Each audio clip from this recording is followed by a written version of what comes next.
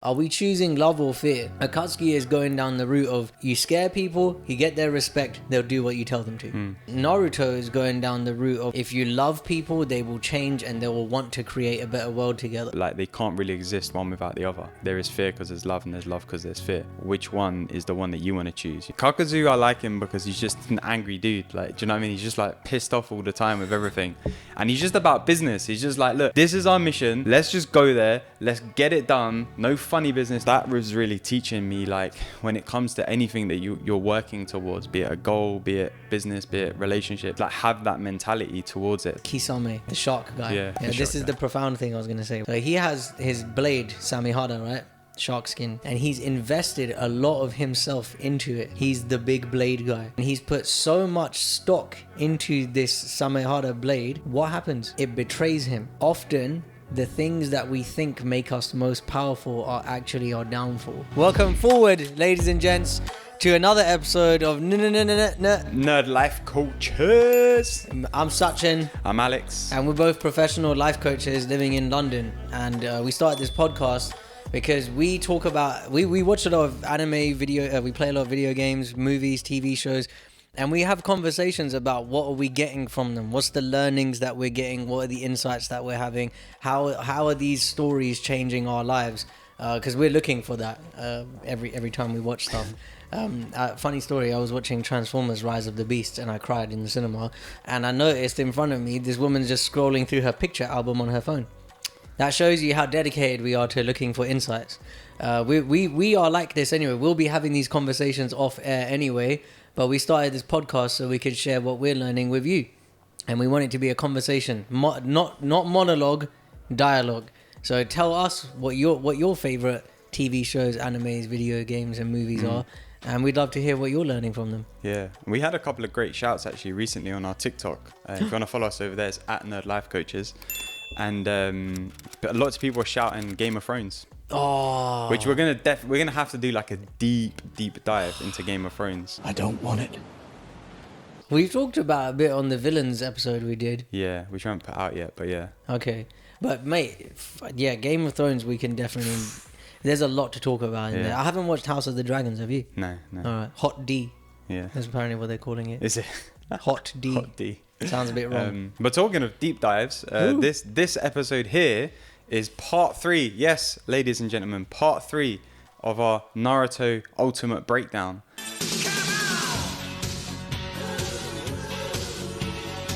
As wonderfully modelled by Sachin's Itachi Uchiha socks. So if you haven't seen part 1 and part 2, we would strongly recommend that you go and check them out first. Hold on a minute, we did 2 parts of Naruto already. Yeah. This is why it's part 3. Oh shit! I thought we only did 1. No. Fuck. Yeah. We're probably gonna end up doing about 6. Yeah. This is a long. Yeah. It's funny. Buckle up. Yeah, because Mick, our producer, shout out Mick. He was like, "Oh, so if you're doing part 2, is that it? Is it just gonna be 2 parts?" I was like, "Dude, it's gonna be at least 4." Yeah, I think at least 4 because we won't get it all in today. No, 100%. So today, we're getting into the Akatsuki part, right? Yeah. So last time we left off is when Jiraiya starts training Naruto. Yeah. And yeah, the formation of the Akatsuki. So I don't want to get into telling the story over again. People who have watched it they know what we're talking about, and people who haven't watched it, tough shit. Well, yeah, I mean, if you haven't watched it, then I don't know why you're watching this right now, because it's a deep dive. But I also would appreciate that you are, because... Well, if you haven't watched Naruto and you're watching this, what you'll get out of this episode is a lot of what's changed our lives from watching this. I've watched Naruto like 4 times. And you watched it once. Yeah. It took you almost a year to watch the whole thing. Yeah. When I watch it, I binge it really hard. So yeah, like, I could have done it quicker, but I was getting too sucked into like... Because it's easy, innit? Because it's 20-minute episodes, so you can just watch like 6, and then it's like, oh, that was not even like 2 hours. And that's why it's dangerous, bro. Yeah. You get sucked in real quick. Yeah, but I think the Akatsuki saga, or whatever you want, arc, I don't know whatever you want to call it. I think for me it was like one of my favorite bits. Like just this whole bit that we're going to talk about today, because there's so much in it. And I think the first thing that I love is like because I was looking at, like, you know, like, because it's obviously Japanese, I was like, what does Akatsuki actually mean? Have you ever Googled it? I've forgotten what it means. It means like new dawn, or That's like it. new light, or like something. Obviously, it's not a direct translation because it's Japanese, but it's something to that effect. And it's like they're basically an organization who are looking to bring in my opinion, a new rising to Earth in their own way. Whether we agree with that or not is different, right? But that's kind of the premise of what they want. And it kind of reminds me of like the work that we do. It's like we're trying to raise the level of consciousness of like humanity, right? It's like a new dawn of humanity. And I've been reading this book recently called The Celestine Prophecy. Have you ever read it? Sick book. And so I was rereading it while I was on holiday recently. And it's about that. It's a story of like the insights that this person discovers in the story, which are going to help raise the consciousness of humanity. And it's like, to me, that's like what the Akatsuki represents, even though they're kind of doing it in their own way. They're trying to bring peace to the planet through basically terrorism. But hey man, that's why I love it. This is one of my favorite things ever. Okay, first of all, the Akatsuki theme tune, that is just, oh, it's amazing. But there's this saying that I really believe in: one man's terrorist is another man's freedom fighter. And if you look at how the Akatsuki is getting down, yeah, their methods are definitely questionable. But have you ever watched this series called Beyond Scared Straight? no. They take troublemaking kids to prisons and they go and scare them in it. What? So they put them in the prisons, and they're like, "This is what you'd have to deal with." Yeah, and you know, one time they take these kids and they leave them in this bullpen with some of the inmates, yeah, and the inmates are like getting in their faces, like saying stuff to them, and then some of the kids start crying, and one of them puts on this tough guy attitude. Yeah, he's like, "I don't care, I'm a gang member," and they bring out this gang member called Big Dragon or something, and he's like a proper, like, he's been down for 25 years or some shit. Anyway, in the series, the guy goes to him, "If you end up in this prison and I'm here and you think you're tough, I'm already doing life. I'm just gonna kill you in it. What are they gonna do? Give me more years? Do I care? No, I'm not gonna get out of here. I'll just kill you." And the kid's like, shit. I feel like that's what the Akatsuki is like. They're like, we don't care. We're already rogue ninja. We're already not allowed back to our villages. It's already on-site beef. If anyone sees us and we've crossed out our like village on the headband, it's on-site. We have to kill each other, right? So what the fuck do I have to lose? Oh, you're telling me you don't like what I'm saying? All right, tough shit. And I think like their attitude combined with that, they want peace, right? So it's like, yeah, we're going to go to these extraordinary lengths to scare the shit out of people, to tell them, fuck off, stop fighting with each other, no more war, what we say goes. It's like dictatorship. And on one hand, yes, it sounds really extreme and fucked up. On the other hand, I really get why they're doing it. Yeah. I wouldn't want the same for the real world, but I can see in how it would make sense for the context of the ninja world. Yeah, I think it's like the context for them is like, well, everyone's always fighting some kind of war, right? So if we threaten you with like the ultimate war and basically using their equivalent of like weapons of mass destruction, which is the tailed beasts, then like everyone would just be so scared that they'll just stop fighting and then there'll be peace. So yeah, like the intention behind it is good, but you know, it's the way they go about it is a bit questionable. Well, it's kind of like the A-bomb, you know, Oppenheimer's coming out in the cinemas. When they dropped the A-bomb, everyone was shook. Like, did anyone want a war after that?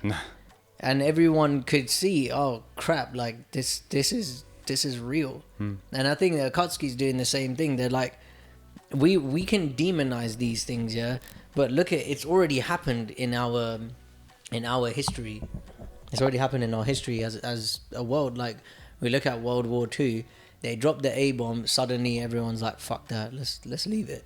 I think that's what the Akatsuki's going for. If they summon all of these tailed beasts, they get the 10 tails and all of this stuff, if they do it correctly, and Madara Uchiha puts everyone under the infinite Tsukuyomi, that's coming later, but like, their goal is basically the same thing.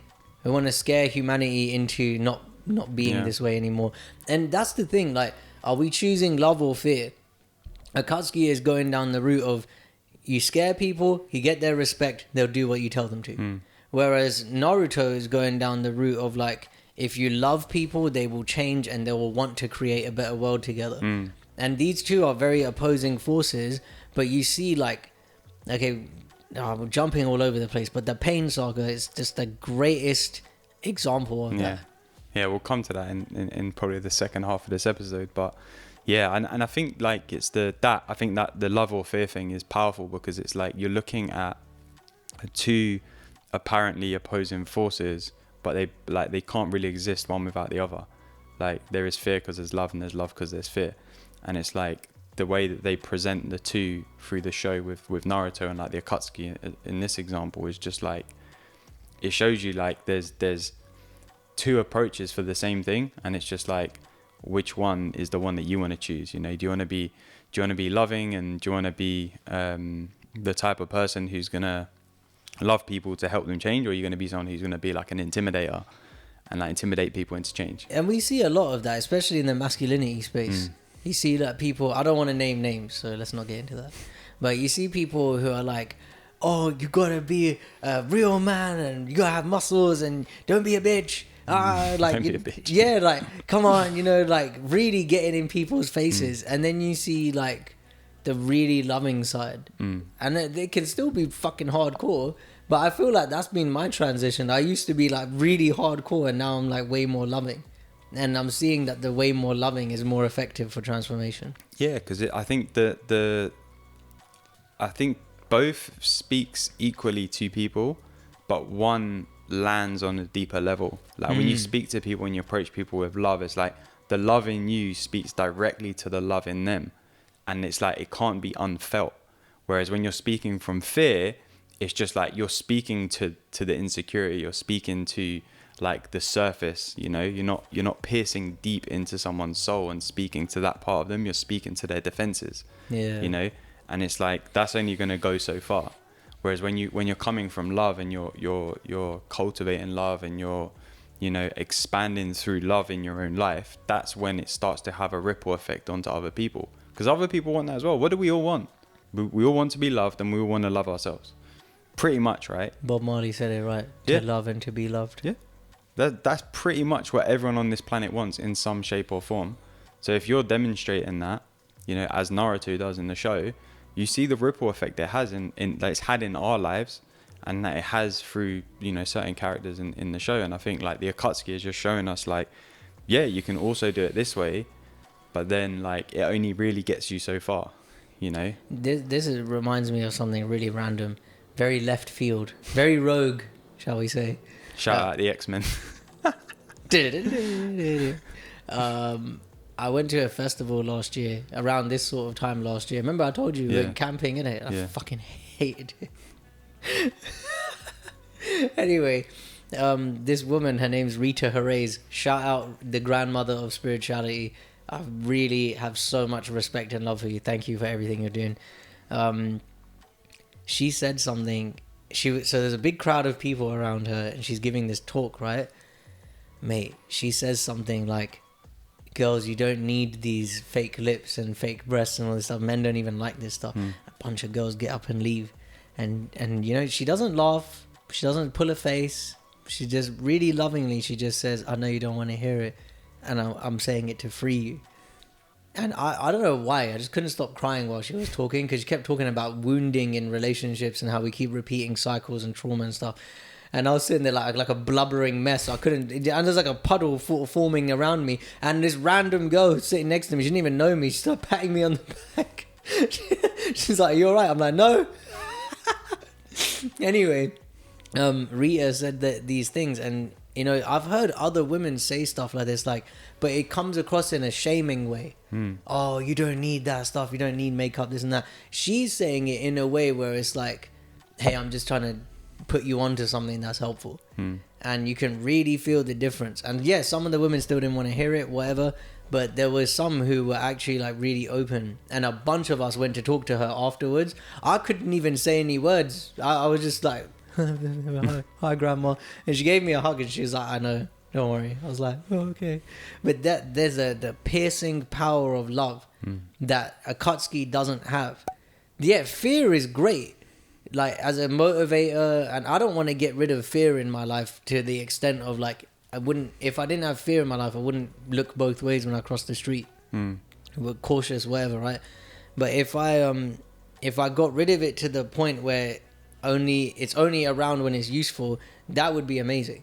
Because I'd approach a lot of things differently. Yeah. And I think it's like, again, I don't want to dive into Pain because we're going to be jumping way ahead. But like, I think a lot of Pain's story is that it's like he's become, it's about his relationship with fear, isn't it? It's, and you know, like I said, we'll dive into it a bit more in a sec. But like, that's what I see is like his relationship with fear is so solid that he's like able to then create what he creates with the Akatsuki, because he's like, this is how pain and fear has played a role in my life to help me get to this point, and I want to use that to help other people. But like we said, it only goes so far because there's the love piece missing.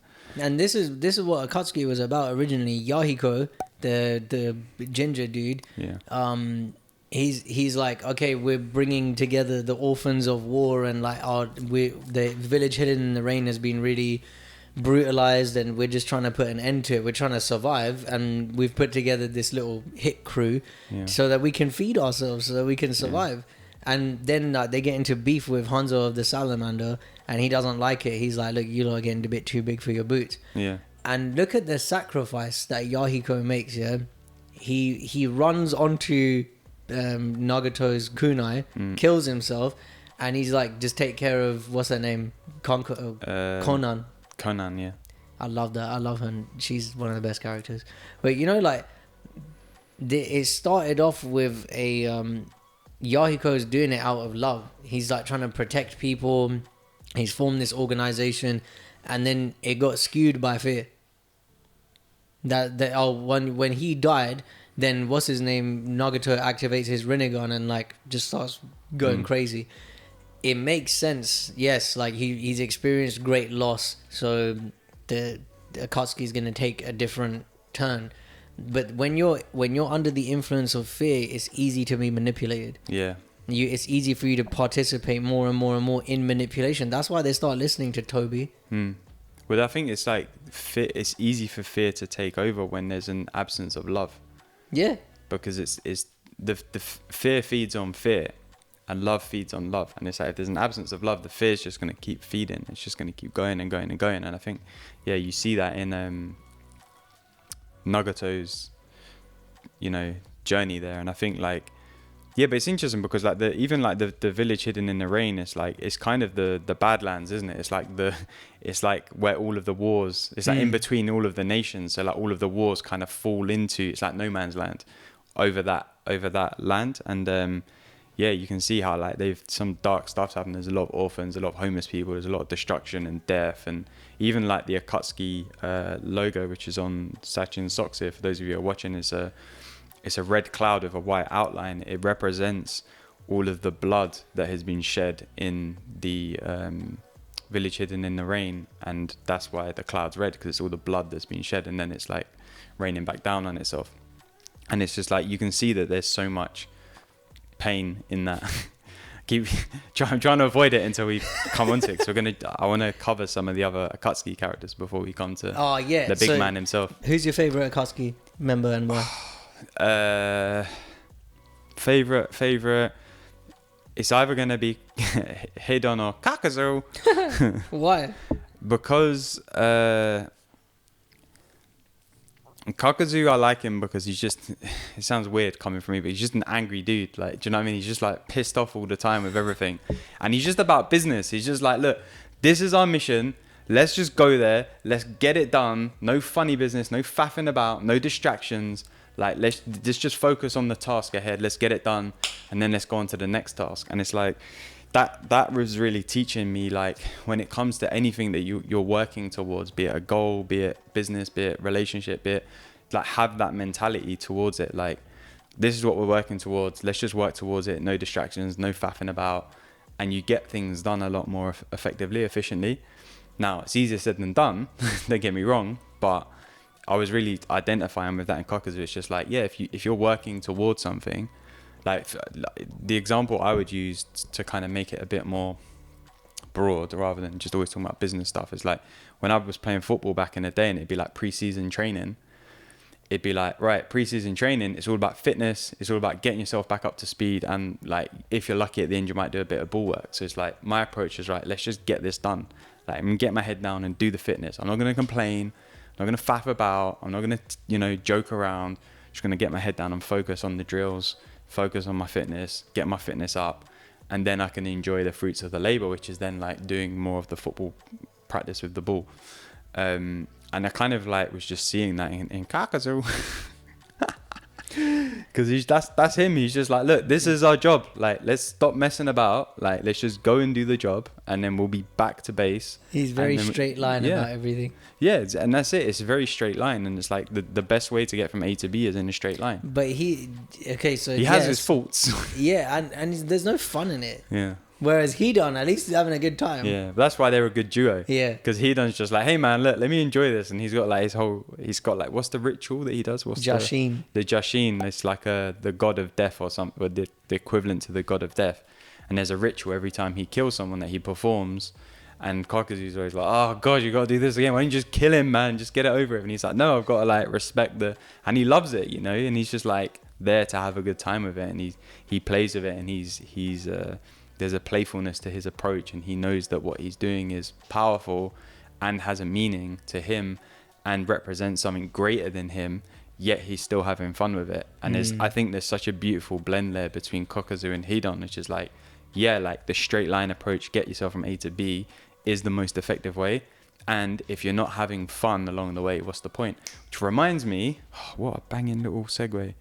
I saw this quote yesterday on you know Ryan Holiday, Daily Stoic, Ego is the Enemy, blah blah blah. I get his newsletter, and I very rarely read it, to be honest. I normally just delete it. But shout out Ryan Holiday anyway, because his books are amazing. But for some reason I read this one. It was like 24 lessons of regret or something like that. And one of them, he was saying like, it's not the one I screenshot. He was basically like, one of his regrets is that he didn't enjoy the process of writing a lot of his books. He was just like head down, like Kakuzu approach, head down, let me just get it done. And then when he reflects on it, he's like, why didn't I just enjoy the process a bit more? Like, I missed out on a lot of opportunity to enjoy it and have fun because I was too busy worrying about deadlines or publisher did this or editors and getting things done, instead of just like getting things done but having fun whilst I was doing it. And I think like inserting the fun into the thing that we're doing is a massive part of like anything that we do. Why are you going to do it if it's not fun? I had this conversation with one of my clients recently. I was like, if you're not having fun doing it, and we were just talking generally, if you're not having fun doing it, like, why are we even doing this? We're choosing to have businesses, we're choosing to live our lives in a certain way. If we're not having fun doing it, why are we bothering? And that's like those two there, Hidan and Kakuzu, it's like they show us such a beautiful blend on like how to bring the fun to like the straight line approach. This is going to be one of the most profound things I've ever said. Ooh. Let's all buckle up. Hold on, let me sit up straight. Yeah, one of my favorite people in any anime ever is Kisame. Kisame, okay. The shark guy. Yeah, this is the profound thing I was going to say. Wait for it. So he has his blade, Samihara, right? Shark skin. He loves it so much and it's so powerful, and he's invested a lot of himself into it. He's the big blade guy. He stole it from someone else. Now it's his. And he's put so much stock into this Samihara blade. What happens? It betrays him. Often, the things that we think make us most powerful are actually our downfall. It's the same for a lot of things.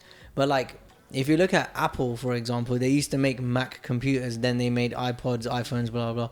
They didn't stick to one thing and say, okay, this is what we're doing. But look at Microsoft.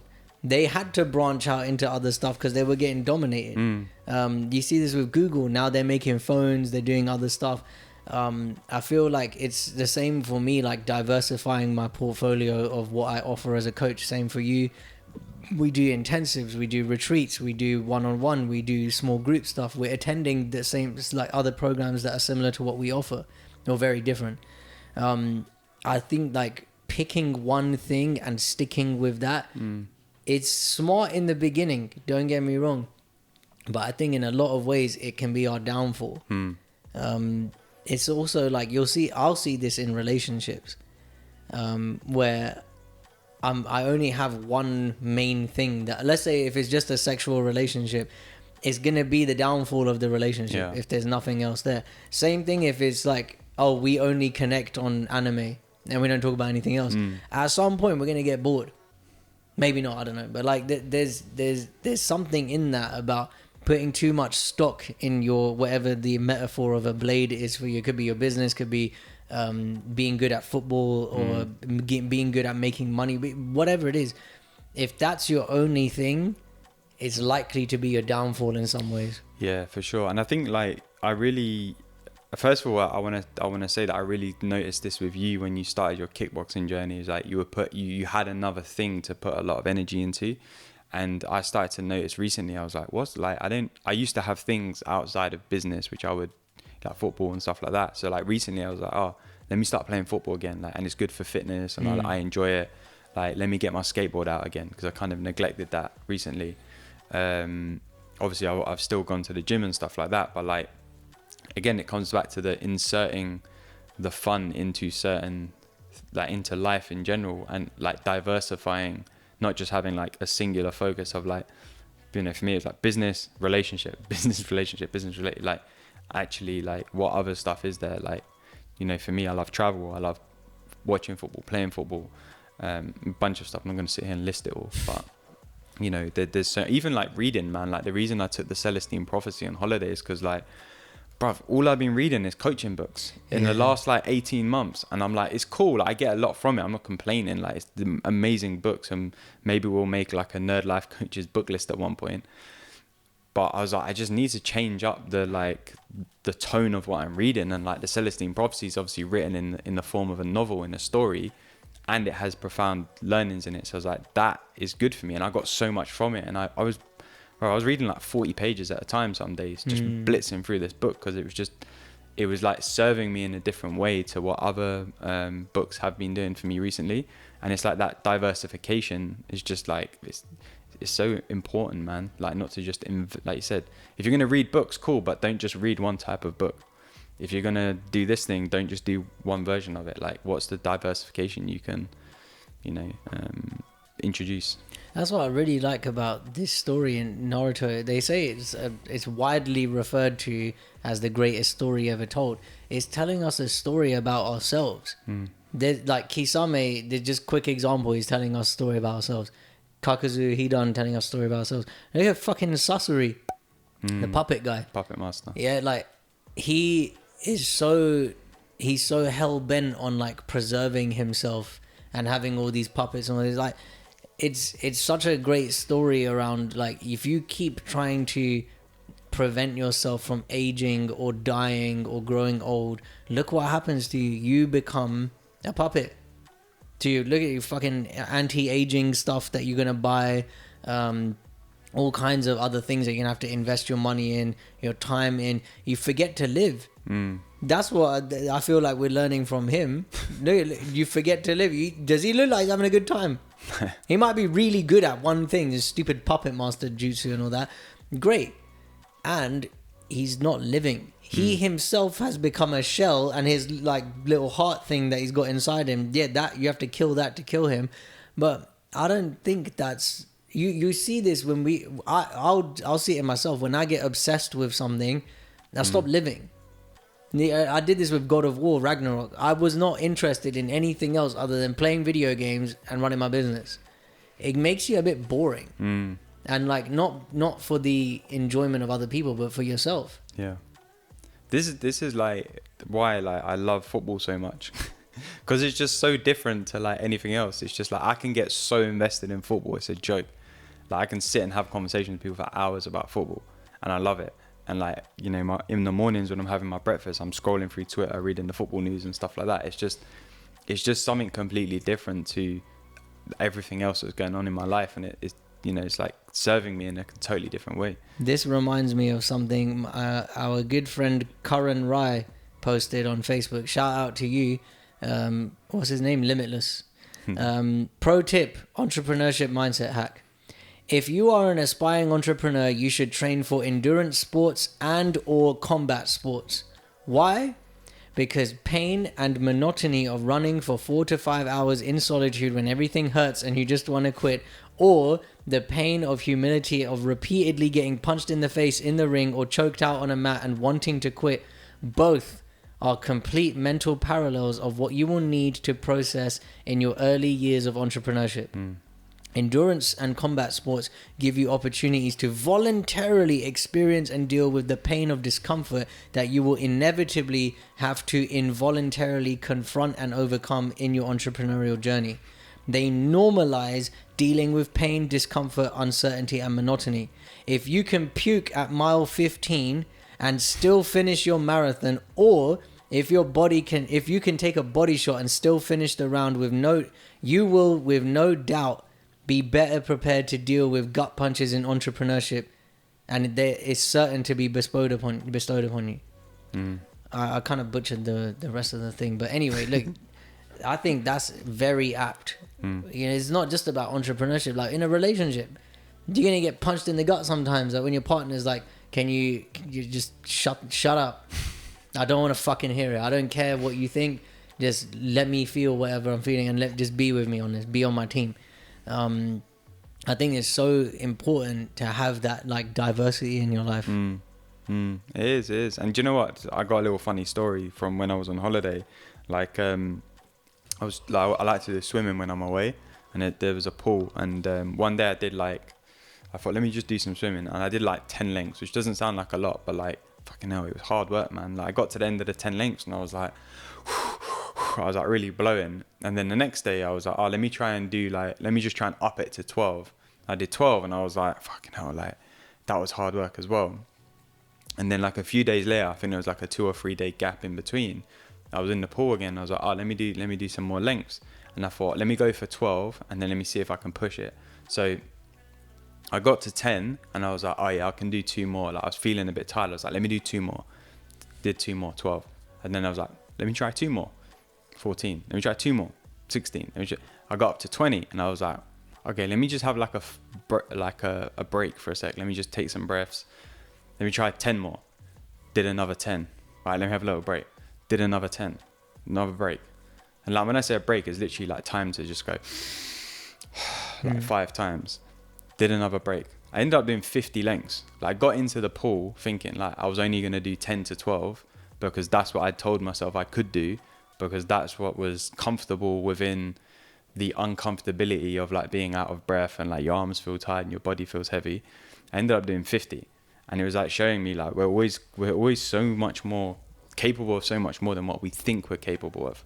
You know, if we just like put our mind to the side for a second, it's like what I was getting from that thing that Karan wrote was like, yeah, like the pain and the being uncomfortable in the face of like discomfort is, or being comfortable, sorry, in the face of discomfort is important, because it helps you get through so much more. And then get used to it. Yeah, and you get used to it. I think this is the problem with, oh man, I'm going to sound like an old man. This is the problem with the world these days. Yeah, no one wants to get punched in the mouth. You are an old man and a fool. I don't want to. I got a pretty face. I'm not trying to fuck that up. But, you know, like there's a real, like my mate said it to me. I said, I didn't really do that well in my kickboxing fight. He goes, Sachin, you got in the ring. You put yourself in a position to get fucked up, and you didn't back down. You didn't fold. My dad even said it to me. He goes, look, you might not have won, but like I'm proud of you for, you didn't fold. You just stood your ground. You still stood in there. You still like gave it your best. Well, I didn't think it was my best, but whatever. And like that wasn't to prove something to myself. It proved something to me, which is a nice byproduct of it. Oh yeah, I can do something great. But it was really like the testing grounds of the translatability of the mindset. Yeah, I can do this in combat sports. I can also do it in entrepreneurship, which is where the worry ban has come from. The worry ban is one of my favorite things. I'm going to keep doing it now. Every time I start worrying about travel, like how am I going to get to Arizona, whatever it might be, I have to drop it. And it's been really fun. I like that. Nice.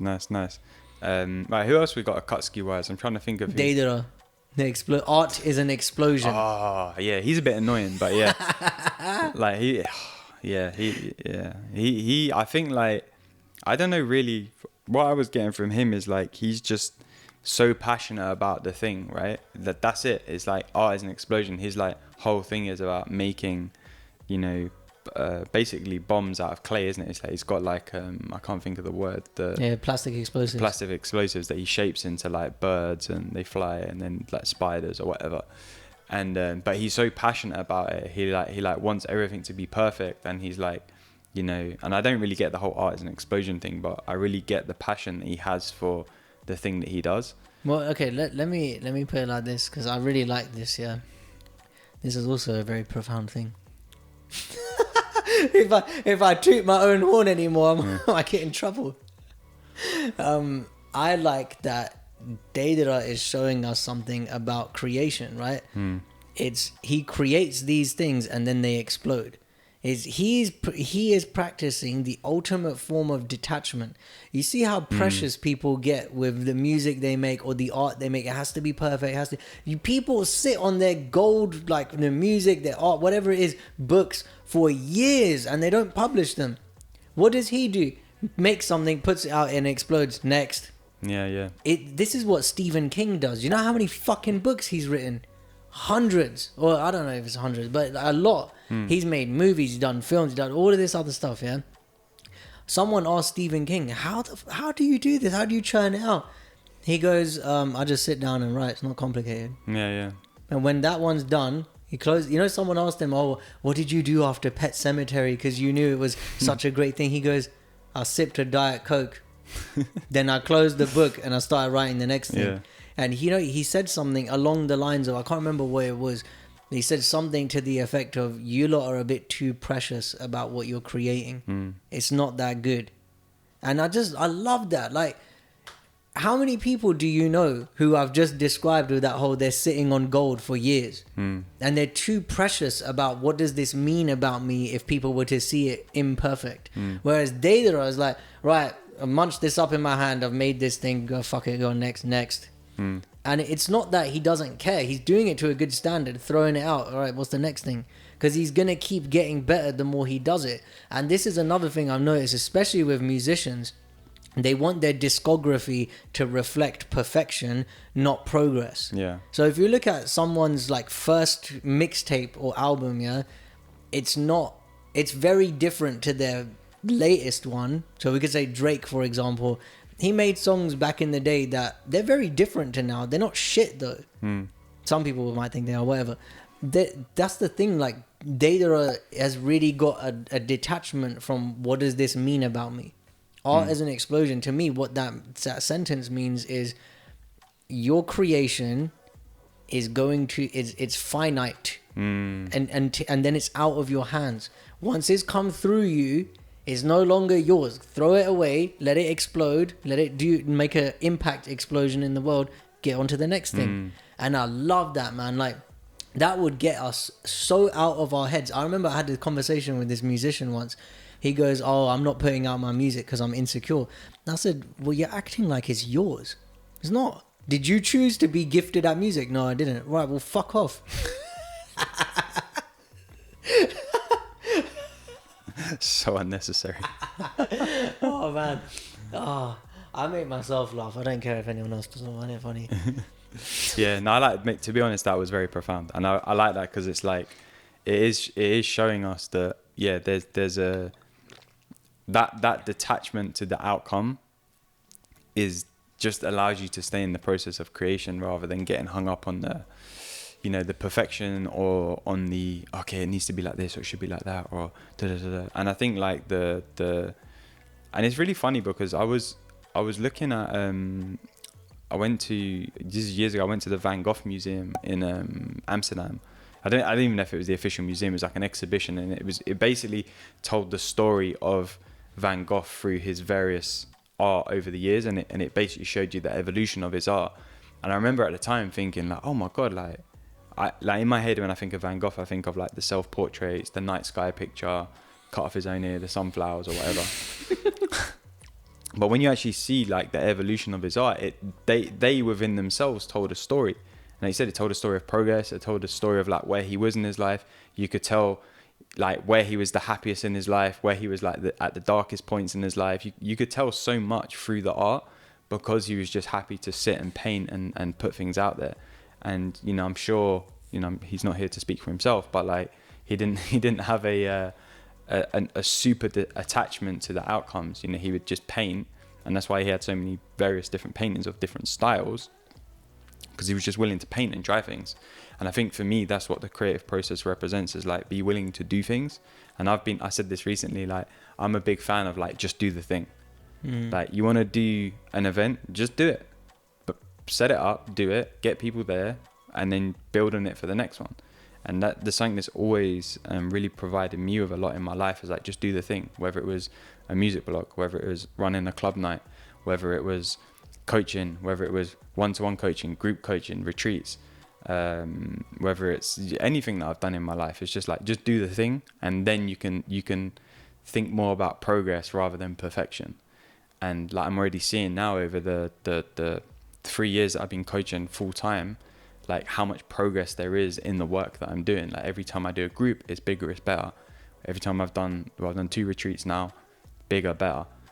The next intensive that I do, bigger, better. Like, and I just know it will happen because the creation is there. And yeah, like if that's what Deidara is teaching us, then power to the people, man. It could be, and I think there's something very freeing in that. Like the art is an explosion. It's gonna explode in impact. Then it's got nothing to do with you. You're away from the explosion.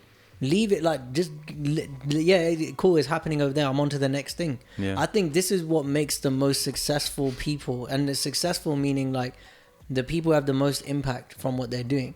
I know when I make my anime, I'm not going to just sit there and be like, oh, I made an anime. In the next thing, I'm doing one about this, then I'm doing one about this, then I'm doing one about this, then we go on to the movies, then we do spin-off of the original, then we do... I've got a lot to say, if you can't tell. Yeah, it's funny because like I've already had like 2 more ideas for like the next things that I want to do after the things that I'm working on. Like I think I told you one, like the vampire story and stuff like that. There's just so many things, but it's just like, yeah, like what I'm even getting from this conversation right now is like, just do the one thing, finish it, move on to the next thing. Yeah, and finish it from a place of like, okay, I'm doing it to a good standard, it's done. Then I'm closing the book, sip my Diet Coke, move on to the next thing. Don't know about Diet Coke though, but yeah, probably a bit of water. But I don't do diet. sip my kombucha and then on to the next thing, because we're living in 2023. I'm sipping on my prebiotic soda. How about that? I went to Planet Organic, and I shout out Planet Organic. You better sponsor us, 'cause I'm shouting you out, for fuck's sake. They do this thing called prebiotic or probiotic soda. Yeah. Fuck it out, it's banging, and it doesn't even taste like it kind of tastes like Fanta but without the chemical bullshit. It's really good. All right, who else we got? So we talked about fucking Kakuzu, Hidan, Deidara, Pain. We've kind of talked about. Fucking Orochimaru we were talked about before. Kisame we talked about. Itachi needs a whole episode. But Itachi we're waiting till the very end, because you can't tell his story without having the full breakdown complete. Alright, cool. You can talk about Naruto and his development, because Naruto's story is different. It's a story that's told forwards, whereas Itachi, it's a story that's told backwards. That's true, and I fucking love that. So he's gonna be like, if you're here for Itachi, you better come back for part 6 or whatever the last part of this breakdown is, because that's when we're doing it. Okay, so I like Tobi's character. Tobi, yeah. In the beginning, it's and we'll talk about what happens later, but in the beginning, he's very like silly. Yeah. And there's a lot of fun in him, and like Black Zetsu. Zetsu, whatever his name is, they pair them together because Zetsu's like very serious and Tobi's very silly, and Tobi's got that ability to like pass through anything. Yeah. And I think it's a really interesting nod in the direction of where does play get you? You know, like Tobi's just around. He's able to pass through things. He doesn't really fight anyone. He's always like, people pass through him all the time. And he's able to have a lot of fun with stuff, rather than taking it uber seriously. Zetsu's there like spying on people, following orders and all that. He's not really having a good time, but Tobi gets around. Like he's seen a lot of things, he's met a lot of people. and he's always having a good time with stuff, or like being silly. He's obviously enjoying himself while getting the job done. Yeah. And I think there's room for that, especially in entrepreneurship, especially in relationships, especially with whatever like work we're doing. I met people who work what I would consider boring jobs, and they say I get to make my role creative. Yeah. I'm gonna make sure I have a good time with it, because if I don't, what am I doing? Yeah, and it's true. And I think like there's the lightheartedness of Tobi is like it makes the watch enjoyable, but it also shows you like sometimes he's in very serious moments, like someone's trying to fight him. Like I think there's the scene where like Naruto and all them, and they're like, I can't remember exactly when it happens, but they're like all fighting him, and like none of them can land a punch on him, and Naruto's like, what? I'm sure I hit him, but I didn't hit him, like, and it's just like confusion. He's just there like, whoa, and all that like funny nonsense going on, and it's showing you. And you know, when the story unfolds later down the line, you realize how powerful he is as a character, yet he's able to have that like light-hearted essence to him, to like just enjoy like again like what he's doing. And it's like there is something really powerful in the lightheartedness, because again, tying it into Deidara, tying it into some of the others, like there's a detachment of this means something about me because I have to be this certain way, or I have to do it that, or I have to show up like that, or the outcome has to be like this. He's just like, whoa, and like waving his arms about and doing that like stupid run that he does. Like, yeah, and I think this is one of the things that complements the Akatsuki very well. It's a very serious organization, and you got one idiot in it. yeah. This And is diverse as well. Yeah. Exactly, man. You want to talk about diversity and inclusion right now? Shout out Tamid Chowdhury. I think that's a very diverse crowd of people. It is. And it shows us, right? Like, let's say, okay, kickboxing class. There's some coaches who, when they teach the class, they're really funny. Like my teacher, Rory, he says some really funny things, and it's great. What's his name? I've forgotten his name now. Do you remember the guy we met him? Bradley. Bradley, the other teacher. He's in Thailand right now, but he teaches in a very different way, and his humor is very different. Then you got Kef. It's the same thing. Like, the humor is all different, but when you put them together, they make such a great team.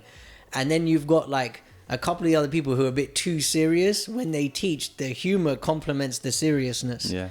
And like on Fridays, they do like a competitive sparring session, and it's just like, some people there are like, you can have a good time with them. Some people there's way too serious and get fucked up. But there's like all of it together is a good mix. And I think that what the Akatsuki as a whole is showing me about me is I've got parts of me that take things too seriously, like Sasori. Or I've got parts of me that are like Kakuzu, straight line. We're just going there. I got parts of me that are wounded like Pain. I got parts of me that are a bit too invested in one thing like Kisame. And I've also got this joker jester character in me like Tobi, and I don't want to neglect any of them, because like we're seeing, they've all got so much that they can offer us. And if I was to reject any one of them, it wouldn't make me as effective as an individual. Yeah, and I think it's about seeing how they all complement each other. Like, you know, there's a reason that Kakuzu and Hidan have been put together. It's because Kakuzu always ends up killing his partners, and Hidan can't die. Like, he's basically invincible, right? So it's like they complement each other, because Kakuzu's inevitably going to get pissed off with him, but he can't kill him, and he keeps threatening him with it. He's like, I'll fucking kill you, man.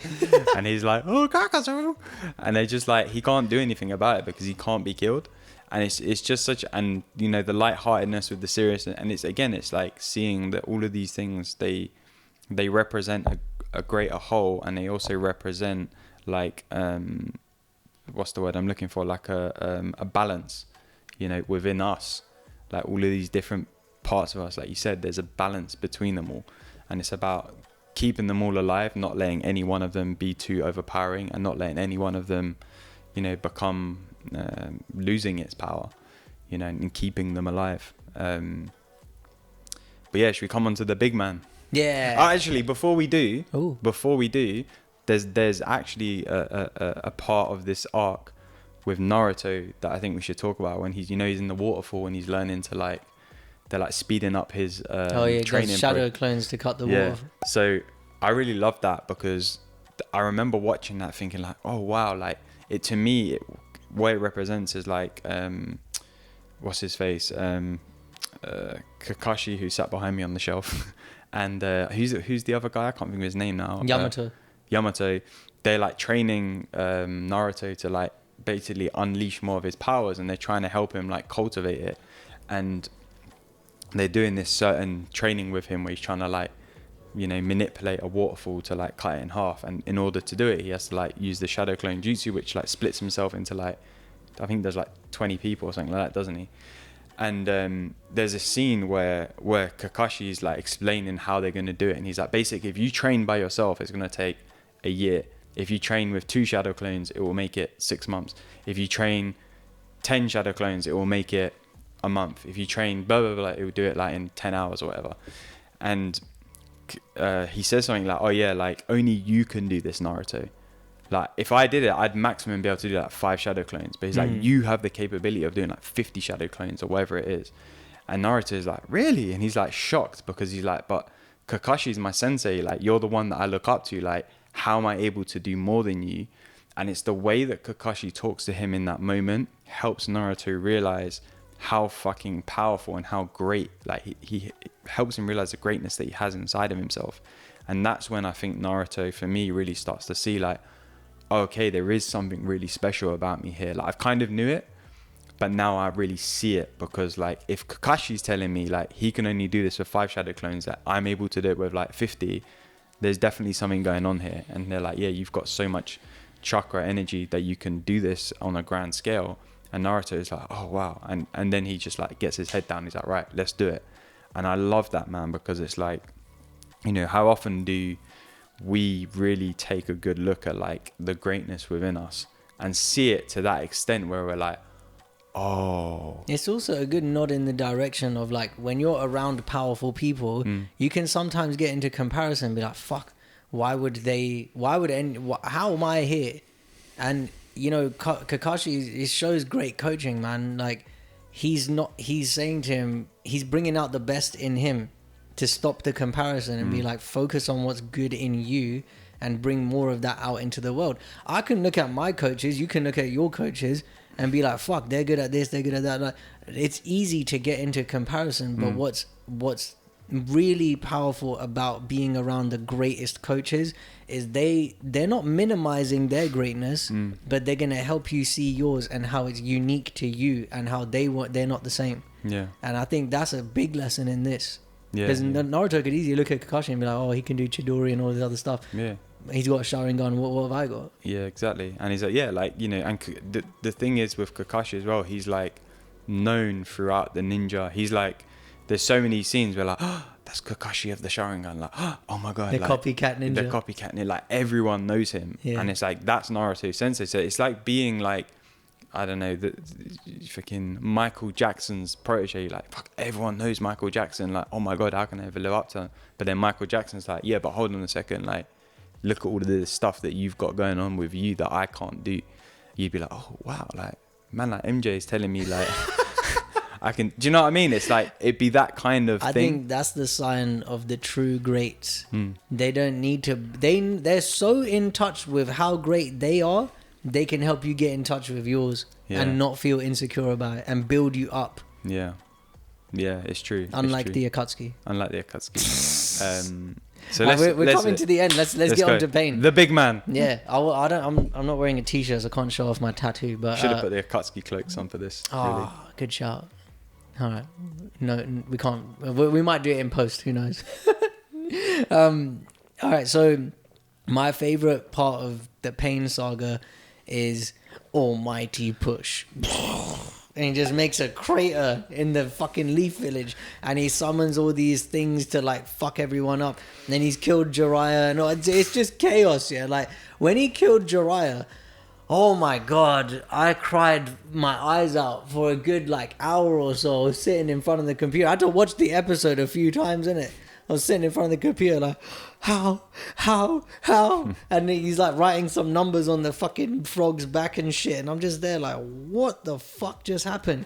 But it really shows us something, yeah? Like, so Jiraiya had the opportunity to kill Pain. I think if he was really going for it, he could have killed him. But he was too sensitive. He didn't want to, yeah. And it's like, at what cost do you want what you think you want? Now Jiraiya's not fighting for personal glory. He's fighting to defend something that he loves, but he's also like, he can't bring himself to kill Pain because like that was his disciple and shit.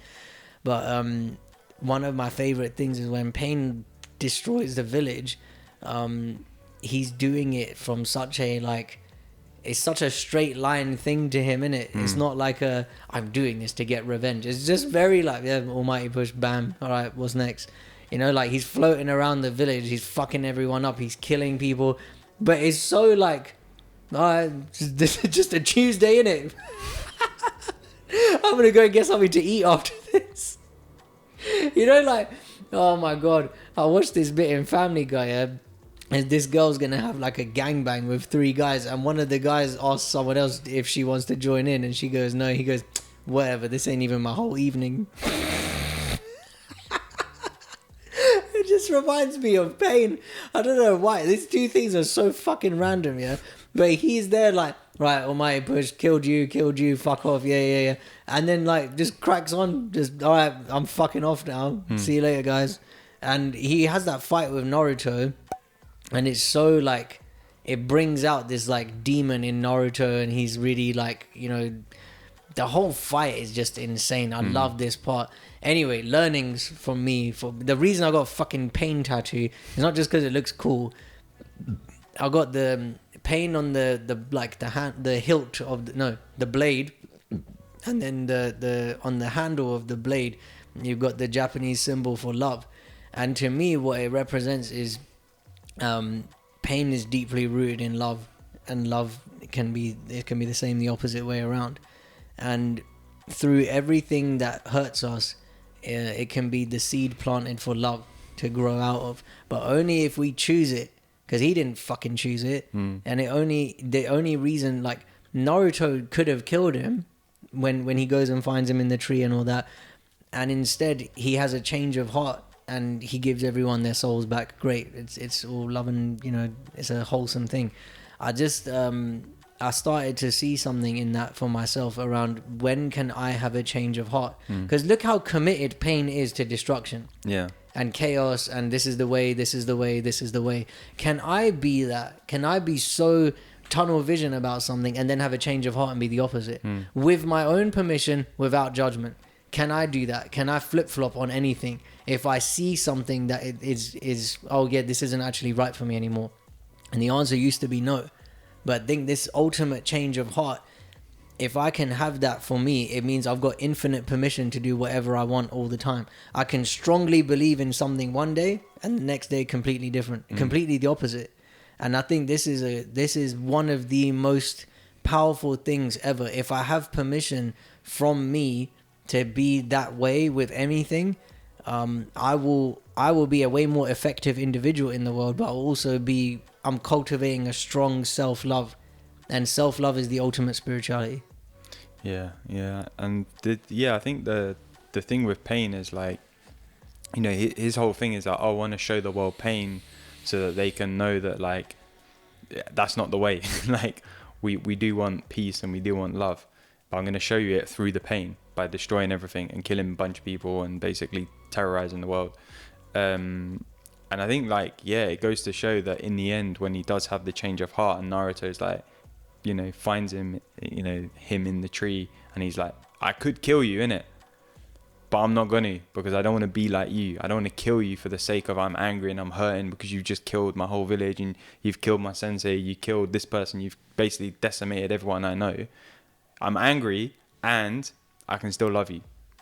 You know, I can still choose not to kill you because it's more in line with what I believe in, and I'm not gonna step over that because I'm being, you know, Naruto's whole thing, being my word, being my commitment, which is like, I actually want to make a change in the ninja world. I want to bring peace in a peaceful way to the ninja world. So I'm not gonna go down the lane of like, I'm just gonna kill you because you've killed everyone I know. I'm actually gonna leave you to it. I could fuck you up right now, but I'm not gonna. Just so you know, I'm gonna allow you. and that's when, you know, Pain, or what's his actual Nagato has the change of heart, because he's like, oh wow, that, and he reads the bit from Jiraiya's book about but it's about both of them, isn't it, essentially? And then he's like, oh, okay, like, and it really, and again, it's that thing of like the love of Naruto speaks so deeply to the love within Nagato, which hasn't been spoken to in such a long time. And he's even neglected it within himself. He's neglected the love within himself because he's been so focused on the pain and the hurt and the suffering and wanting everyone else to feel it, that he's not felt that love from someone else in such a long time, that he's just like, oh, and you can see it pierces straight through the bullshit. It pierces straight through the pain, straight through the stories, touches him right in the heart. And then he's like, oh, wow, that. And then he has the change of heart and he decides to bring everyone back to life and what have you. And I think that's like, it's so powerful because it's like really showing us like our actions towards people can really change something in them. Yeah, it can. I love that, man. Be the reason why people believe in good people. You know, like a lot of people think that if you want to make, wow, we've been rolling for an hour. Sorry. People think that if you want to make a lot of money, you're going to have to turn into a certain type of person. We are living examples of you can be lighthearted, breezy, chill, have fun, and have a great time, not work yourself to the bone, and be really good to people, make a considerable impact and income at the same time. You can have whatever you want. And I think like being that for people is amazing. It gives me a satisfaction that I don't get from other things. It's like that saying, yeah, the only reason, I don't know if this is the saying, but this is how I think of it. The only reason why I would want to work on myself, yes, it's going to be satisfying for me. But the deepest satisfaction comes from giving that version of me to the world for people to experience. Do you know how many people in my building that I live in know me? A lot of them. Oh yeah, when I meet people sometimes, like, hey, what's up? My name's Sachin. They're like, yeah, I've met you before. I'm like, oh, I'm not surprised. And the concierge, I gave him a box of donuts the other day. Nice. I said, here you go, guys. And I don't need anything from them. They don't have to deserve that from me. I notice people don't really talk to them. I want to show them I appreciate them. Just little things like the people at the train station. I've noticed people only talk to them if they need something. I'll just say, good morning. How you doing? You all right? Oh yeah, I'm good. Thanks. And they're shocked. They're like, what the fuck just happened? Someone said hi to me for no reason. Being good to people without needing anything in return. I think these are lost qualities and people get caught up with what they need these days. It can make us forget that good people are out there. And that's what I want to be a stand for. Yeah, man. And I think it's a good way to live, innit? It's like, because it goes beyond us. It goes like that one little thing that you do for someone might lift their mood and then they might pass that on to someone else, you know? And the ripple effect of that is sometimes it can't be seen. Like sometimes we won't ever know the impact that we've had on someone because we might not get to see it. Because that impact might then be passed on to someone else, to someone else, to someone else, to someone else. And you don't know what happens as a result of that. It's a good place to end for today. I think we've covered some very profound things. Oof. Yeah. The clips from this are going to be nuts. Yeah, exactly. Thanks for tuning in, everyone. We hope you enjoyed today's episode. We'd love to have a conversation about this. So tell us what you're getting from the conversation we had. Whether you've watched Naruto or not, we'd love to hear from you. Yeah, and you know, the best place to do that is come find us over on Instagram, TikTok at Nerd Life Coaches. And if you like this video and you want more, hit the like button, hit the subscribe button, and stick around because this is just part 3 of however many parts we're going to do of this Naruto breakdown. And we've got way more episodes which you can find probably somewhere at the end of this video in the top corner. There'll be a link to another episode. So we'll see you for the next one. Nerds out. Nerd life.